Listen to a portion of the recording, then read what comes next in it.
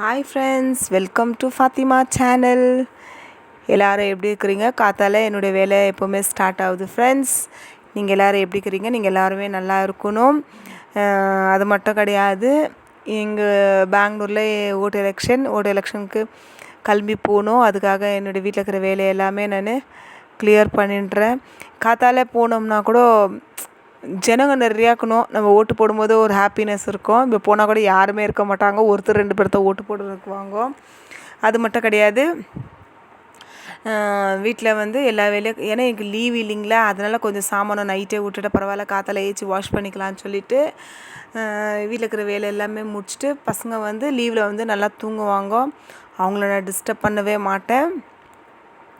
மேற்கொண்டு வேலையெல்லாம் முடிச்சுட்டு மொல்லமாக போயிட்டு அவங்கள எழுப்புனேன்னா அவங்க வந்து 12 o'clock வீட்டில் எப்போ இருந்தாலும் 12 o'clock தான் அவங்க சாப்பிடுவாங்க. அதனால் அவங்களுக்கு லஞ்சும் நான் பண்ணோம், மத்தியானம் சாப்பாடும் பண்ணோம். எல்லாமே பண்ணிட்டு தான் அவங்கள போய் எழுப்பணும். எங்கள் ஜோய்மாக்கும் சமைக்கணும். ஃபஸ்ட்டு சாமானை கழுவும் போது ஒருத்தர் எல்லாம் போட்டுக்கணும் ட்ரையாக வாஷ் பண்ணுவாங்க. சாமானை கழுவுறதுக்கு முன்னாடி கொஞ்சமாக இருக்கிற கெலிஜி எல்லாத்தையுமே நம்ம அந்த தண்ணியில் ஒரு வாட்டி வாஷ் பண்ணி எடுத்து வச்சுட்டு அதுக்கப்புறம் நம்ம கொஞ்சம் கழுவினோம்னா அந்த சாமானத்து மேலே கொஞ்சம் ஈரம் இருக்கும். அங்கே ஒரு கிளாத் போட்டு நான் சாமான் அது மேலே வச்சு கழுவுறேன் இல்லை ஃப்ரெண்ட்ஸ். சின்ன சின்ன சாமானை கையில் வச்சு கழுவிடலாம். பெரிய பெரிய சாமானை கழுவும் போது அது மேலே வச்சு தேய்ச்சி கழுவுனா கொஞ்சம் நல்லா இருக்குமென்றதுக்கோசரம் தான் அந்த சின்ன டவுல் ஒன்று நான் போட்டு வச்சுருக்கிறேன். உங்களுடைய மார்னிங் ரொட்டீன் எப்படி போச்சுன்னு சொல்லிட்டு கமெண்ட் பண்ணுங்கள். ஏன்னா என்னுடைய ரொட்டீன் வந்து காத்தால அவங்க இருந்தாலும் இல்லைனாலும் என்னுடைய வேலை கரெக்டாக 12 o'clock முடியும். இன்றைக்கி வந்து வீட்டில் இருக்கிறாங்க இல்லைங்களா, எல்லாமே ஏற்றிது லேட்டு. இன்றைக்கி காத்தால நான் வாஷ் பண்ணிக்கிற டைமிங் வந்து 8 o'clock. தூங்குறோம் நம்ம ஏங்க டிஸ்டர்ப் பண்ணணும். அப்போ கூட எங்கள் வீட்டுக்கார் தூங்கு பரவாயில்ல 10 o'clock ஏற்றிக்கோனாரு. பட் சாமானெல்லாம் அப்படியே இருக்குது இல்லைங்களா. இன்றைக்கி வந்து எல்லா வேலையும் செஞ்சு முடிச்சா தான் எனக்கும் கொஞ்சம் ஃப்ரீயாக இருக்கும் டைமு. ஆனால் எத்தனை பேருக்கு பசங்க வீட்டில் இருக்கும்போது ரெஸ்ட் இல்லாமல் இருக்குது. எனக்கு வந்து ரெஸ்ட்டே கிடையாது. அவங்க வீட்டில் இருந்தாங்கன்னா காத்தால என்ன இருக்குது ஏது இருக்குதோ பார்த்து அத்தை வச்சு எங்கள் வீட்டுக்காருக்கு டிஃபன் கட்டி அனுப்பிச்சிடுவேன். அதுக்கப்புறம் வீட்டில் இருக்கிற வேலையெல்லாம் முடிச்சுட்டு மத்தியானமாக தான் நான் சமைக்குவேன். இவங்க வீட்டில் இருந்தாங்கன்னா எல்லாமே ஃப்ரெஷ்ஷாக தான் சமைக்கணும். பழுசு கட்ட மாட்டேன். கொழும்பு இருந்துச்சுன்னா ரைஸ் வச்சு கட்சிக்கிறதுக்கு முட்டை ஆம்லெட் ஏதாச்சும் போட்டு கட்டுவேன். கொழும்பு இருந்துச்சுன்னா பிசிபலாபாத் மாதிரி ஏதாச்சும் ஒன்று செஞ்சு கட்டுவேன். அதுக்கோசரம் பழுசு எடுத்து வச்சு கட்ட மாட்டேன். ஏன்னா சம்மர் சீசன் இல்லைங்களா, சாப்பாடு கெட்டு போயிடும். அதுக்கப்புறம் இருக்கிற சாமானத்தை எல்லாத்தையுமே இப்படி தான் ஃப்ரெண்ட்ஸ் வாஷ் பண்ணி நிற்கிறேன். ஒண்டியாக எல்லோரும் தூங்கின்னுக்குறாங்க, நான் ஒண்டி தான் வேலை செஞ்சுன்னு இருக்கிறேன். எத்தனை பேர் வீட்டில் வந்து தனிமையை விரும்புகிறீங்க? நான் வந்து தனிமையை விரும்புகிறேன்னா எப்போவுமே ஒண்டியாக இருக்குவேன் ஃப்ரெண்ட்ஸுங்க யாருனா வந்துட்டாங்கன்னா நான் ரொம்பவே பேசுவேன். ஏன்னா நம்ம வாயை மூடின்னு ஒரு வாரம் ஃபுல்லாக இருக்கிறோம் இல்லைங்களா. நீங்களே நினச்சி பாருங்க, காத்தால பசங்களும் ஸ்கூலுக்கு காலேஜ் போய்ட்றாங்க, இவரும் ஆஃபீஸ்க்கு போய்ட்றாங்க. நம்ம யார்கிட்ட பேச போகிறோம்? டக்குன்னு யாராச்சும் பேசிட்டாங்கன்னு நினச்சிக்கோங்களேன், அவங்களுக்கு என்கிட்ட பேசுறதுக்கு போர் அடிச்சிடும். சரி ஃபாத்திமா பாயின்னு சொல்லிவிடுவாங்க. ஏன்னா நம்மளோட மனசில் ஒரு ஆதங்கத்தை வந்து நம்ம யார்கிட்ட ஷேர் பண்ண முடியும்? நம்ம யார்கிட்ட பேசுகிறோன்னு சொல்லுங்களேன் பார்க்கலாம். காத்தால போய் சாயந்தரம் எங்கள் ஹஸ்பண்ட் வந்த பிறகு அவர் காஃபி போட்டு கொடுத்துட்டு ஏன்னாக்குதோ டின்னர் கொடுத்தோன்னா படுத்துன்னு தூங்க வேண்டியதான். நம்ம யார்கிட்ட ஃப்ரெண்ட்ஸ் பேசுகிறோம்? நம்ம யார்கிட்டமே சில பேருக்கு அதான் சொன்னேன் இல்லைங்களா, எனக்கு வந்து ஃப்ரெண்டே கிடையாது. ஃப்ரெண்டுன்னு பேசுகிற போனோம்னா அவங்க வீட்டில் இருக்கிற கஷ்டத்தை கேட்கறதுக்குள்ளே எனக்கு வந்து அப்படியே தலையில் ஃபுல் சக்கரை அடிச்சிடும். ஏன்னா எல்லார் வீட்லேயும் கஷ்டம் இருக்குல்ல ஃப்ரெண்ட்ஸ். இப்போ பாருங்க, நாங்கள் வீடே கட்டிட்டோம். நீங்கள் நம்பாட்டி போங்க. நான் வந்து நேற்று வந்து வீட்டில் வந்து ஒன்றுமே கிடையாதுன்னு சொன்னால் ரைஸ் வந்து ஒரே ஒரு அரிசி கூட கிடையாது. லாஸ்ட் டைம் நான் வீடியோ போட்டேன் இல்லைங்களா, ரேஷன் அரிசி வீடியோ, அதுக்கு மறுநாளும் ஒன்றுமே கிடையாது. அந்த ரேஷன் அரிசியை வச்சு அழகாக சாம்பார் பண்ணி சாப்பிட்டேன் ஃப்ரெண்ட்ஸ். என்னுடைய கஷ்டத்தை வந்து நான் யார்கிட்ட போய் சொல்ல முடியும் சொல்லுங்கள் பார்க்கலாம். வீட்டில் என்ன இருக்குதோ அதை வச்சு சாப்பிடுவேன். எப்போவுமே ஒன்றும் இல்லை எங்கள் வீட்டுக்கிட்ட சொல்லினே இருக்குங்கோ, இது இல்லைங்கோ அது இல்லைங்கோன்னு. எப்பாச்சும் ஒரு காசு கிடைச்ச உடனே டக்குன்னு வந்து கூட்டின்னு போய் எல்லாம் வாங்கி தருவார். வீட்டில் இல்லைன்னு சொல்லவே கூடாதுன்னு சொல்லுவாங்க. இல்லைன்னு சொல்லாது இருக்குதுன்னு சொல்ல முடியுங்கம்மா ஃப்ரெண்ட்ஸ். வீட்டில் இது இல்லை அது இல்லைன்னு சொன்னால் தானே வீட்டு தலைவருக்கு தெரியும். வீட்டில் இது இல்லைன்றாங்க லேடிஸு. அது இருந்தால் தானே அவங்க சமைச்சு போடுவாங்கன்னு சொல்லிட்டு அவங்க ஒரு ஆக்ஷன் எடுத்து நம்மளுக்கு எல்லாமே வாங்கி தருவாங்க. சில ஃப்ரெண்ட்ஸ் நான் வந்து இப்போ தாங்கோ நான் சொன்னேன் இல்லைங்களா, நான் பார்லர் வச்சுன்னு இருந்தேன், நானே தனியாக டைலரிங் தைச்சின்னு இருந்தேன், எல்லாமே பண்ணியிருந்தேன். அது ஒரு வயசு இருந்துச்சு ஃப்ரெண்ட்ஸ். இப்போ வீட்டில் இருக்கிற வேலை செய்யறதுக்கே என்னால் முடியல. ஆனாலும் செஞ்சு தான் ஃப்ரெண்ட்ஸ் ஆகணும். என்னால் எவ்வளோ முடியுமோ அவ்வளோ என் வீட்டை நான் சுத்தமாக வச்சுக்கிறதுக்கு ட்ரை பண்ணுவேன். அப்போ எங்கள் மாமியார் இருந்தாங்க, எனக்கு ஹெல்ப் பண்ணியிருந்தாங்க. அதனால நான் வந்து பார்லர் வச்சு நடத்தினேன், அதுக்கப்புறம் டைலரிங் வச்சு நடத்தினேன். என்னால் முடிஞ்சிச்சு, அது மேற்கொண்டு நான் செஞ்சேன். இப்போ வந்து என்னால் முடியலன்னும் போது நான் என்ன ஃப்ரெண்ட்ஸ் பண்ண முடியும்? என்னுடைய கஷ்டத்துக்கு தகுந்த மாதிரி தான் நான் வேலை செய்ய முடியும். இப்போ எல்லா வேலையுமே நான் முடிச்சிட்டேன்னா என்னை கேட்குறவங்க யாருமே கிடையாது. எங்கள் வீட்டுக்காரர் அப்படி தான் சொல்லுவார், விட்டுடுமா, போய் படுப்போ, போய் படுத்து ரெஸ்ட் எடுத்து அப்புறமா செய்ப்போ, யார் உன்னை கேட்குறதே நான் தான், நானாக அமைதியாக்குறேன், நீ ஏமா ஸ்டெயின் எடுத்துக்கிறாங்கோ? அப்படி கிடையாதுங்கோ. டக்குன்னு யாரோ வந்தவங்களுக்காக நீ ஏமா உடம்பை கஷ்டப்படுத்திக்கிற அப்படி சொல்லுவார். அப்படி கிடையாதுங்கோ. நாகரிகன்றது இது தாங்க. வீடு வாசல் சுத்தமாக இருந்தால் தான் நம்மளுக்கும் சந்தோஷமாக இருக்கும், வரவங்களுக்கும் சந்தோஷம். டக்குன்னு யாரோ வந்து உக்காந்து பேசணும்னு சொன்னால் வீட்டை தான் சுற்றி பார்க்குவாங்க, எப்படி வச்சுருக்கிறேன்னு சொல்லிட்டு. லைஃப்பில் வந்து காலங்கள் இப்படி தாங்க கடந்து போகுது. நம்ம லைஃப்பில் என்ன தப்பு பண்ணுறோம், எது நல்லது பண்ணுறோன்றதெல்லாம் நம்மளுக்கு தெரியவே தெரியாது. ஆனால் ஒரு விஷயம் மட்டும் எனக்கு நல்லா கன்ஃபார்மாக தெரியும் ஃப்ரெண்ட்ஸ். லைஃப்பில் வந்துட்டு எப்போவுமே நம்ம கஷ்டப்பட்டு மேலே வந்துக்கிறவங்களுக்கு இப்போ படுற கஷ்டம் ரொம்ப பெரிய கஷ்டமாக தெரியும். லைஃப்பில் ரொம்ப சந்தோஷமாக இருந்தவங்களுக்கு இப்போ கஷ்டப்பட்டாங்கன்னா பரவாயில்ல, இவ்வளோ நாள் நம்ம நல்லா இருந்தால் இல்லையா, இப்போ ஒரு கஷ்டம் இல்லை. அதே மாதிரி தான் ஃப்ரெண்ட்ஸ் எனக்கும். இவ்வளோ வருஷமாக நாங்கள் நல்லா தான் இருந்தோம். வீடு கட்டி ரொம்பவே எங்களுக்கு கஷ்டம் ஆயிடுச்சு. ஏன்னா லோன் கட்டணும், கடைக்காரங்களுக்கு வாங்கிக்கிறவங்களுக்கு நம்ம காசு செட்டில்மெண்ட் பண்ணணும். ஏன்னா நம்ம பலான் டேட்டுன்னு சொல்லியிருக்கோம்ல, ஃபைனான்ஸ் மாதிரி கிடையாது, கைக்கு மாத்தா வாங்கியிருக்கிறோம். அவங்கக்கிட்ட நம்ம டைம் கேட்டிருக்கிறோம். ஒரு 1 இயரில் செட்டில்மெண்ட் பண்ணுறோம். ஒரு 6 months 7 monthக்குள்ளே நம்ம உங்களுக்கு நான் ரிட்டர்ன் நம்ம கொடுத்துறனால நம்ம பேசி தான் வச்சுருக்குறோம். கரெக்டாக அவங்க டைம் நம்ம செட்டில்மெண்ட் பண்ணேன் இல்லைங்களா. நான்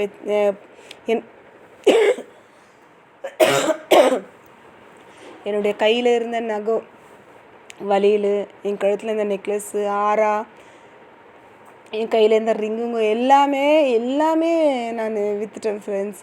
இப்போ மட்டும் சேஃப்டிக்கு மட்டும் இப்போ திரும்ப 1 year கழித்து இப்போ தான் கொஞ்சம் கொஞ்சமாக ஒரு நகையாக வாங்கி கொடுக்கறதுக்கு அவர் ட்ரை பண்ணியிருக்கிறாரு. ஒரு மனுஷன் எவ்வளோ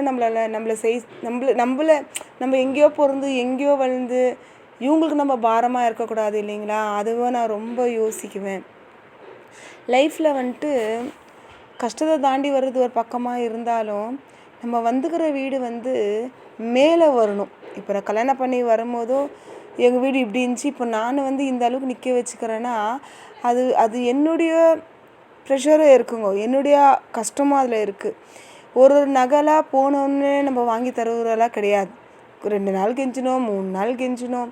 சில வீட்டிலலாம் பாருங்க, டக்குன்னு வீட்டுக்கார் கேட்டோன்னா வாங்கி கொடுத்துடுவாங்க. அந்த மாதிரிலாம் கிடையாது ஃப்ரெண்ட்ஸ். என்னுடைய லைஃப் எல்லாமே கஷ்டப்பட்டு ஒன்றுனா குருவி சேர்க்குற மாதிரி தான் சேர்த்து வச்சு நம்ம இந்த வீடே வாங்கிறதுக்கோ கட்டுறதுக்கோ ஸ்டார்ட் பண்ணோம். ஆனால் எங்கள் வீட்டுக்காரர் பேசினாருமா, இல்லைம்மா நகைலாம் எதை விற்கிற ஐடியாவெல்லாம் கிடையாது, நான் எப்படியாவது லோன் பண்ணி நான் உனக்கு வீடு கட்டி கொடுக்குறேன் அப்படி தான் சொல்லிட்டு என்கிட்ட சொன்னார். அதுக்கப்புறம் பார்த்தா நகைலாம் விற்கிற ஸ்டேஜ் வந்த பிறகு இப்போ எல்லாமே பாதியில் நிற்கும் போதோ நம்பிக்கை துரோகம் பண்ணுங்கட்டெல்லாம் நம்ம போய் கேட்க முடியாது. ஏன்னா தரேன்னு சொன்னவங்களாம் தராத ஐட்டம் வரும்போது நம்ம போயிட்டு நம்ம மரியாதையை எழுந்துக்கக்கூடாது. ஏன்னா கடவுள் நம்மளை கைவிட மாட்டார். ஏன்னா நான் ஆல்ரெடி அவங்க கேட்ட காசை விட நான் அதிகமாக நகையே வீட்டில் வச்சுன்னுக்கிறேன். அதுக்கப்புறம் ஒரு பிளான் பண்ணேன், எதுக்காக திரும்ப நம்ம போய் கேட்கணும், வேண்டாம் விடுங்க, எப்படி இருந்தாலும் அவர் எனக்கு வாங்கி தர போகிறாரு. என்னுடைய ஐலாக் என்னன்னா, எங்கள் வீட்டுக்காரர் வந்து கவர்மெண்ட் எம்ப்ளாயி.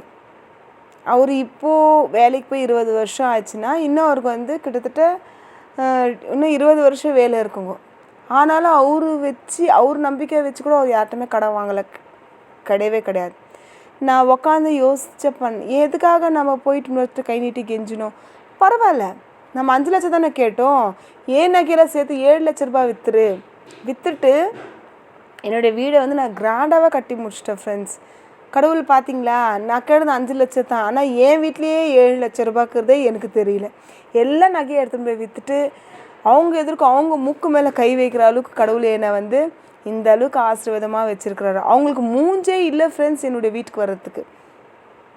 ஏன்னா நம்ம ஒதுவாத போயிட்டோமே, கேட்டாங்களே நம்ம கொடுக்காம போயிட்டோமே, எந்த மூஞ்சி வச்சு நம்ம அவங்க வீட்டுக்கு போகிறது. சில வாட்டி நம்மளுக்கு அது ஒரு குத்தம் இல்லைங்களா. ஐயோ அவங்க ஒரு 100 ரூபாய் கேட்டாங்கோ, நம்ம இல்லைன்னு சொல்லிட்டோமே, குத்துருக்கலாமே, அவங்களுக்கு ஒரு கிண்ண கொழும்பு வரும்போது தான் அவங்க அதை யோசிக்குவாங்களே. கேட்கும் போது கொடுத்துருக்க மாட்டாங்கோ. ஆனால் அவங்க வீட்டிலேருந்து ஒரு கிண்ண கொழும்பு வந்தோன்னா அதை அவங்க யோசிக்குவாங்க. ஐயோ நம்ம பாரு அவங்களே கேட்காதே கொழும்பு கொடுத்து அனுப்பிச்சிக்கிறாங்கோ, ஒரு 100 ரூபா கேட்டதாங்க நம்ம கொடுத்துருக்கலாமேன்னு சில பேர் யோசிக்கிறவங்களோ இருக்கிறாங்க ஃப்ரெண்ட்ஸ். அதை நீங்கள் வாட்ச் பண்ணியிருக்கிறீங்களா? நம்ம கூட என்னத்தான் அவங்க பழகுனாலும், என்னத்தான் அவங்க நம்மக்கிட்ட கேட்டாலும், என்னத்தான் நம்ம அவங்கக்கிட்ட க்ளோஸாக பழகுனாலும், காசு பணம் வந்தால் வாயும் வயிறும் வேறத்தான். இது வரல ஃப்ரெண்ட்ஸ். என்னை பற்றி நீங்கள் இப்போ நான் யூடியூப்பில் தான் உங்களுக்கு தெரியும். என்னை பற்றி நீங்கள் விசாரித்து பார்த்தீங்கன்னா நான் எவ்வளோ பேருக்கு ஹெல்ப் பண்ணியிருக்கிறேன்னா அவ்வளோ பேர். அந்த ஹெல்ப்பு தான் ஃப்ரெண்ட்ஸ் என்னை இட்டுன்னு இவ்வளோ தூரம் நிற்க வச்சுக்கிறது. என்னுடைய ஃப்ரெண்ட்ஸ் சர்க்கிள்லேயே நீங்கள் விசாரிச்சிங்கன்னா அவங்களே சொல்லுவாங்க, எங்கள் பாத்திக்கா மாதிரி யாருமே கிடையாது. ஏரியாவில் கூட கேட்டிங்கன்னா கூட நான் என் ஏரியாவில் கூட ஒரு ப்ளம் பண்ணிக்கின்னு அப்படிலாம் இருக்குது. வீட்டுள்ளே தான் ஃப்ரெண்ட்ஸ் இருக்குவேன், வெளியெல்லாம் வர அந்த இதுவே கிடையாது. நான் என் வீட்டில் வேலை செஞ்சு நான் என் வீட்டில் தான் இருக்குவேன். ஆனால் என்னக்கிட்ட உதவின்னு வந்துட்டாங்கன்னா இந்த பர்ஸில் 100 ரூபா வச்சுக்கினே இல்லைன்றது, 10 ரூபாய் தாமான்னு கேட்டால் இல்லைன்றது, அந்த பழக்கெல்லாம் இல்லை ஃப்ரெண்ட்ஸ். நீங்கள் நம்புங்க. நான் ஒரே ஒரு வார்த்தை கடவுள்கிட்ட கேட்குறது என்னன்னா, வச்சா நல்லாவே கடவுளே போதும். 40 வயசுன்றது பெரிய விஷயம் ஃப்ரெண்ட்ஸ். என்னோடய லைஃப்பில் எனக்கு 40 வயசு ரொம்பவே கஷ்டப்பட்டு இந்த ஸ்டேஜுக்கு வர்றதுக்கு, எங்கள் பசங்களை வளர்க்குறதுக்கு, லைஃப்பில் அவமானங்கோ, லைஃப்பில் கஷ்டங்கோ. ஏன்னா நான் லவ் கல்யாணம் பண்ணின்னு வரும்போது எங்கள் வீட்டுக்கார் நார்மல் வேலையில் தான் ஃப்ரெண்ட்ஸ் இருந்தார். நார்மலாக எங்கள் ஒரு ஆஃபீஸில் வேலைக்கு போயிருந்தார். அதுக்கப்புறம் தான் அவருக்கு கவர்மெண்ட் ஜாபே கிடச்சிச்சு. அதுக்கப்புறம் தான் லைஃப் செட்டில் ஆகி, அது கூட செட்டில் ஆகணும் டக்குனாலாம் செட்டில் ஆகலை ஃப்ரெண்ட்ஸ். எனக்கு இப்போ 20 வருஷம் கல்யாணம் ஆயிடுச்சுன்னா நாங்கள் போன வருஷம் அந்தாண்டு வருஷம் தான் வீடே கட்டணும். அப்போ 18 வருஷத்தில் நான் எவ்வளோ கஷ்டப்பட்டுருக்குவேன் இந்த ஸ்டேஜுக்கு வர்றதுக்கு. அப்பா அம்மா சப்போர்ட் கிடையாது, அண்ணன் தம்பி சப்போர்ட் கிடையாது, கூட பிறந்தவங்க யார் சப்போர்ட்டுமே கிடையாது ஃப்ரெண்ட்ஸ். ஒண்டியாவே கஷ்டப்பட்டு ஒண்டியாவே இருந்து, என் டெலிவரி முதல்ல கொண்டு நான் 2 டெலிவரி எங்கள் வீட்டுக்கார் தான் எனக்கு பார்த்தாரு.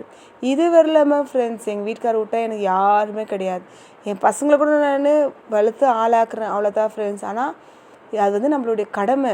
நம்மளுடைய சந்தோஷத்துக்காக நம்ம பெற்றுக்குன்னு அவங்கள நம்ம பாதியில் விட முடியுமா? எங்கள் பையனுடைய லைஃப்பில் ஒரு மிராக்கல் தான் ஃப்ரெண்ட்ஸ். நான் எஸ்எல்சிலே போயிடுவான்னு தான் நினச்சேன். ஆனால் என் குழந்தைய அவர் டிகிரி வரைக்கும் படிக்க வைக்கிறாருன்னா அது என்னுடைய லைஃப்க்கு எனக்கு பெருசு. என்னுடைய திராணிக்கு தகுந்தது என்னுடைய பையனுடைய படிப்பு. எங்கள் பொண்ணு என்ன சொல்கிறதுங்க, சொல்லவே வேண்டாம். அந்த அம்மா எல்லாத்துலேயுமே பர்ஃபெக்டாக தான் இருக்குவாங்க.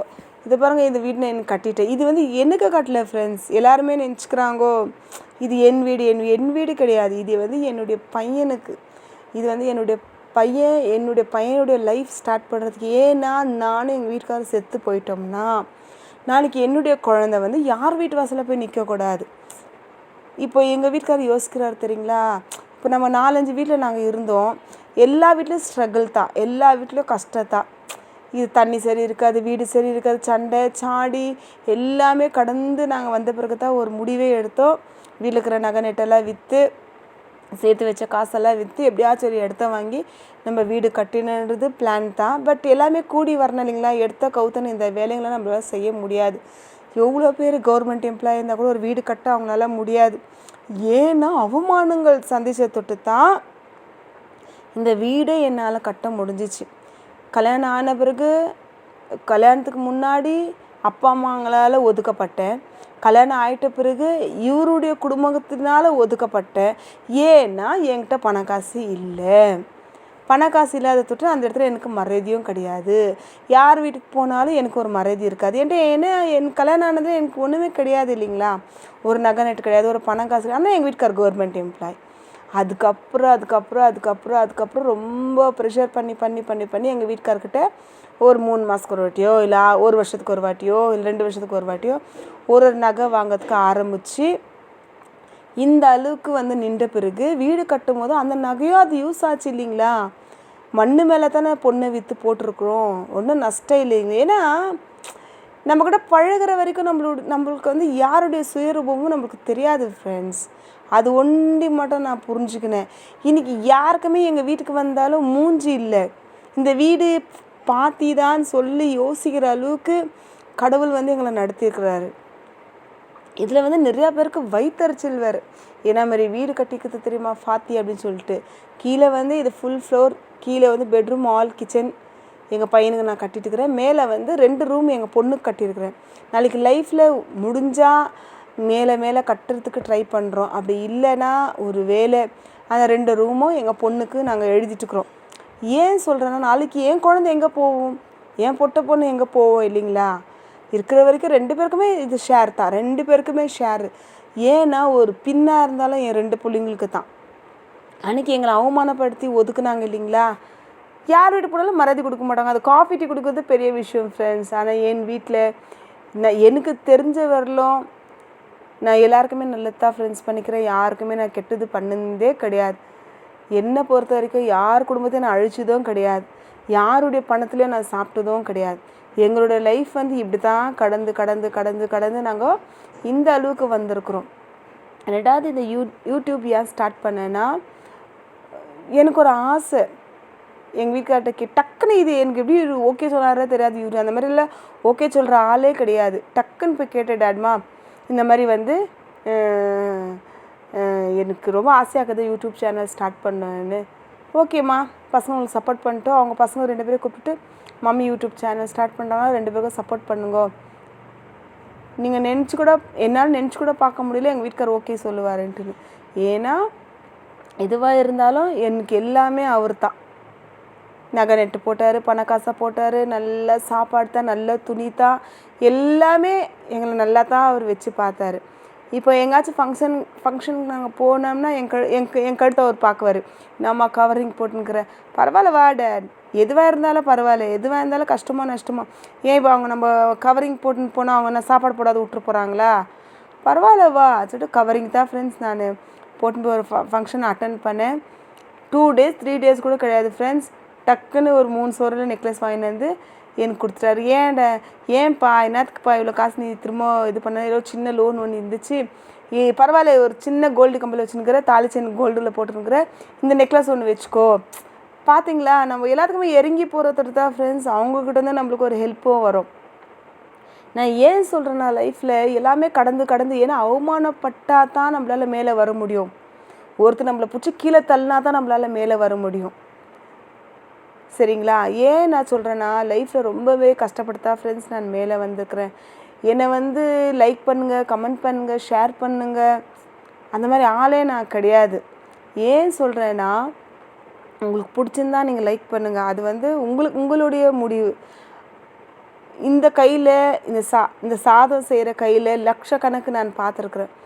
ஏன் சொல்கிறேன்னா, இன்றைக்கி எங்களுடைய நிலைமை இருக்குதுன்னா, மனுஷனுக்கும் சொல்லுவாங்க இல்லையா, ஏனைக்கும் அடி சிறக்கும், அந்த மாதிரி நம்ம வீட்டில் உட்காந்துக்கிற வரைக்கும் ஒரு சின்ன பிஸ்னஸ் தான் ஸ்டார்ட் பண்ணணுன்னு நான் இருந்தேன்.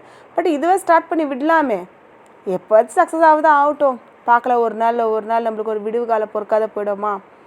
என் வீட்டில் நான் என்னாக்குதோ வேலை, அந்த வேலையை தான் ஃப்ரெண்ட்ஸ் நான் எடுத்து போடுறேன். நான் எதுவே எக்ஸ்ட்ரா செய்யலை. காத்தால ஏச்சேன், சாமான கழுவினேன், வீடு பெருக்கி வீடு துடைச்சிட்டேன்.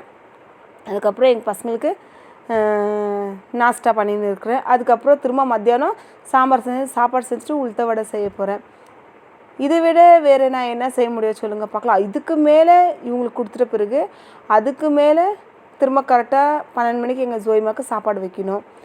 அதுக்கப்புறம் அவங்களுக்கு சாப்பாடெல்லாம் பரிமாறணும். அதுக்கப்புறம் அந்த சாமானத்தெல்லாம் எடுத்து போட்டு கழுவணும். அதுக்கப்புறம் ஈவினிங் டிஃபன் திரும்ப என்ன ஏது செய்யணும் அத்தாங்க நம்மளோட லைஃப். அதை தான் நான் எடுத்து நான் உங்களுக்கு ஷேர் பண்ணி நான் என்னால் வீடியோவாக போட முடியும். இந்த வீடியோவில் வந்து எந்த ஒரு தப்பு இருந்தாலும், எந்த ஒரு தவறு இருந்தாலும் நீங்கள் எனக்கு கமெண்ட் பண்ணுங்க. ஏதாச்சும் நான் தப்பாக பேசியிருந்தாலும் எனக்கு கமெண்ட் பண்ணுங்கள் ஃப்ரெண்ட்ஸ். நான் என் மனசில் இருக்கிறது தான் நான் பேசியிருக்கிறேன். எதுவுமே நான் தவறாக பேசலை. ஏன்னா எனக்கு கடந்து வந்த லைஃப்பை தான் நான் பேசியிருக்கிறேன். கஷ்டப்பட்டு தான் இந்த இடத்துக்கு நாங்கள் வந்து நின்று இருக்கிறோம். ஈஸியாகவே வந்து நாங்கள் இந்த இடத்துக்கு நின்றுறது கிடையாது. ஏன்னா தானமாக போட்டு யூடியூப்பில் நான் வெளியே போடணுன்றது அவசியம் கிடையாது. நான் கஷ்டப்படுறத நான் வீடியோவாக போட்டிருக்கிறேன். எந்த ஒரு கண்டென்ட்டோ சும்மா ஒரு துணி மடித்து வைக்கிறதோ சும்மா ஒரு வீடு பெருக்கிறதோ நான் போடல ஃப்ரெண்ட்ஸ். இது எல்லாமே நான் ஒண்டியாகவே வீடியோ பிடிச்சி நான் ஒண்டியாகவே எடிட் பண்ணி தான் நான் வைக்கிறேன். அதுக்கப்புறம் தான் பசங்க வந்து யூடியூப்பில் போடுறதுக்கு அவங்களுக்கு எனக்கு வந்து அவங்க ஹெல்ப் பண்ணுறாங்க ஃப்ரெண்ட்ஸ். இன்னொன்று சொல்கிறதுக்கு வந்து முட்டை இப்போ நான் செஞ்சேங்கல்ல பாஸ்தா, முட்டை வந்து டேரெக்டாக ஒடிச்சு அதில் ஊற்றாதீங்க ஃப்ரெண்ட்ஸ். ஒரு கிண்ணத்தில் ஊற்றிட்டு அதுக்கப்புறம் நீங்கள் வந்து எந்த ஒரு குழம்புல வேணாலும் ஊற்றுங்க. ஏன்னா லாஸ்ட் டைம் நான் அப்படி ஊற்றும் போதோ ஒரு முட்டையில் வந்து பிளட்டு இருந்துருச்சு. அதனால நான் சொல்கிறேன், நெக்ஸ்ட்டு வந்து நீங்கள் முட்டை ஒடிச்சு ஊற்றும்போது கிண்ணத்தில் ஊற்றிட்டு அதுக்கப்புறம் நீங்கள் குழம்புல ஊற்றுறதுக்கு ட்ரை பண்ணுங்கள் ஃப்ரெண்ட்ஸ். உளுத்த பருப்பு நான் கழுவி வச்சுட்டேன். ஏன்னா மத்தியானமாக தான் செஞ்சது. எங்கள் ஜோதிமாக்கும் சாப்பிட்டு தூங்கிட்டாங்க. இப்போ நான் வேலையெல்லாம் முடிக்கும் போது எனக்கு கரெக்டாக 2 மணி ஃப்ரெண்ட்ஸ். ஏன்னா அவங்க இப்போ தான் 12 o'clock டிஃபன் சாப்பிட்டாங்க இல்லைங்களா. கொஞ்சம் ஊறுகாய் வச்சு நான் சாப்பிட்டுக்க ரொம்ப பசி 2:30 ஆயிடுச்சு எனக்கு. இதோட பாய் ஃப்ரெண்ட்ஸ். தேங்க்யூ.